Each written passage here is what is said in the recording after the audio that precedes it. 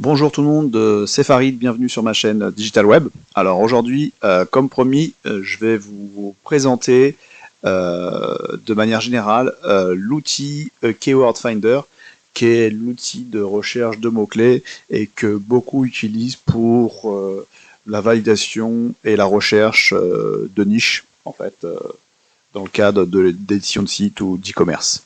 Allez, c'est parti. Alors, c'est l'outil qui est rouge, comme indiqué ici. On clique, et là, on arrive à une première page qui nous demande soit un mot-clé, soit une recherche par nom de domaine. Nous, on va partir déjà sur le mot-clé. C'est ce qui nous intéresse. Alors, on va chercher une niche. On va taper « balance cuisine », d'accord. Ce mot-clé-là, vous savez ce que c'est qu'une balance de cuisine quand on fait à manger. Sur le périmètre français, parce qu'on est en France, on va travailler sur la langue française. Ah, excusez-moi, j'étais en nom de domaine, donc on recommence. Balance, cuisine. Donc il demande forcément si c'est en français, au-delà de la position géographique. Je recherche le mot-clé. Et là, c'est parti. Et donc là, on a tout un tableau qui arrive, qui est simple au fur et à mesure de l'utilisation de l'outil pour quelqu'un d'avisé.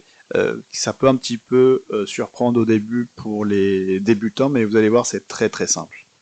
Alors, on va s'attarder sur la partie gauche de la page. Alors, on a tapé le mot-clé balance cuisine, d'accord, sur le périmètre géographique de la France et en langue française, ok. Ça nous sort tout un tas de mots-clés. Alors la première chose que je vous demande de faire, parce qu'il ne le fait pas nativement, c'est de cliquer sur la colonne Search pour faire un tri, je dirais, décroissant, d'accord, du plus haut vers le plus bas, d'accord, voilà. Comme ça, vous allez avoir les volumes de recherche les plus élevés en premier. Et donc, en fait, vous allez avoir tous les mots-clés, d'accord, le mot-clé qui est ici, et tous les mots-clés connexes qui se rapportent au mot-clé balance cuisine. Ok.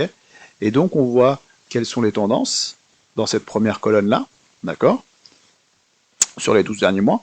Et d'ailleurs, c'est un petit peu redondant, mais c'est plus clair ici, en fait. Voilà, vous voyez les recherches mensuelles de ce mot-clé-là, d'accord.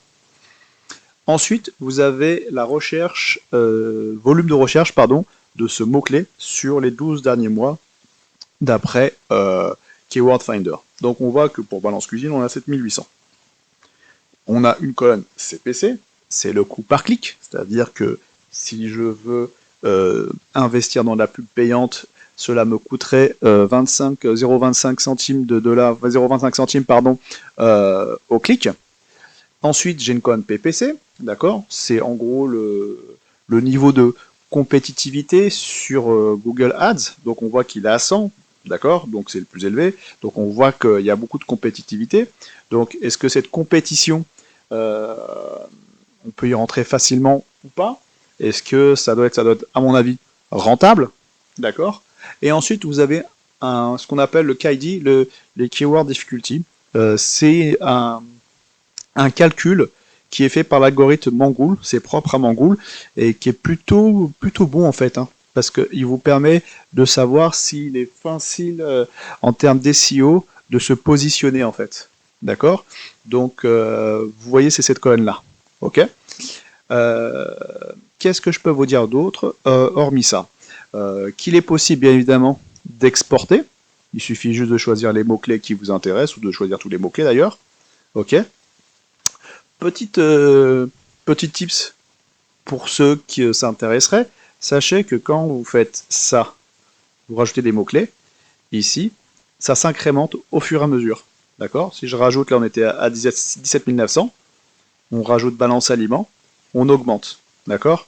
Bon, voilà, c'était le tips du moment. Et en fait, derrière, vous pouvez exporter soit sur CSV, soit en presse-papier. D'accord. Vous avez ici ce qu'on appelle l'autocomplète. Ce sont les Google Suggest, d'accord, que vous pouvez récupérer.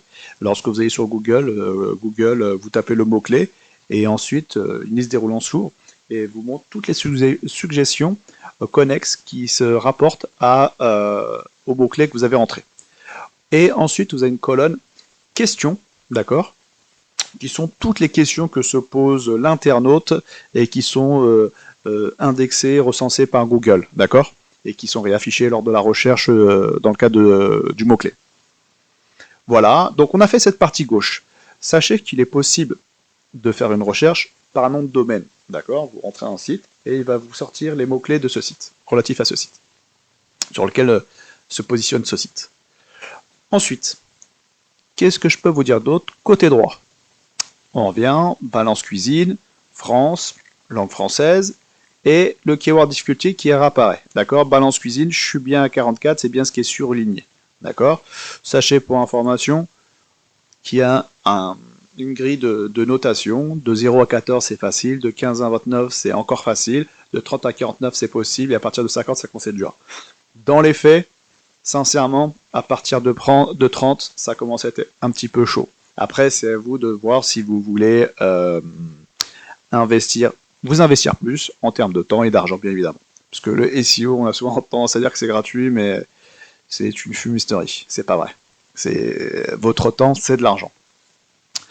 Alors, ensuite, vous avez le tableau des recherches mensuelles, d'accord. Et là, vous avez les tendances, cela provient de Google Trends, c'est l'attrait du mot-clé par rapport aux internautes. Voilà. Effectivement, ça vient de chez Google Trends. Ok. Et ensuite, vous avez un aperçu de la SERP, le classement en fait. Donc de 1 à 9, avec les différentes métriques, d'accord, en vision très synthétique. Donc on voit que pour ce mot-clé là, c'est Boulanger qui apparaît en premier, Darty, Amazon et ainsi de suite, d'accord. Ça vous permet aussi de voir quel est le niveau de difficulté aussi. Même si, d'une manière générale, les outils SEO c'est bien, mais c'est bien de prendre votre petite mimine et d'aller directement sur la SERP, taper votre mot-clé et de regarder comment s'affiche la SERP sur votre écran. C'est une fois qu'on a l'habitude, notre œil a été plus aiguisé et il faut pas. Ce que je veux dire par là, c'est que les outils c'est bien, mais c'est pas la solution miracle à tout en fait. Et autre point, il y a l'heure à laquelle le dernier crawling, la mise à jour de toutes ces données a été faite. Donc ça a été fait il y a 19 heures, d'accord. Donc voilà.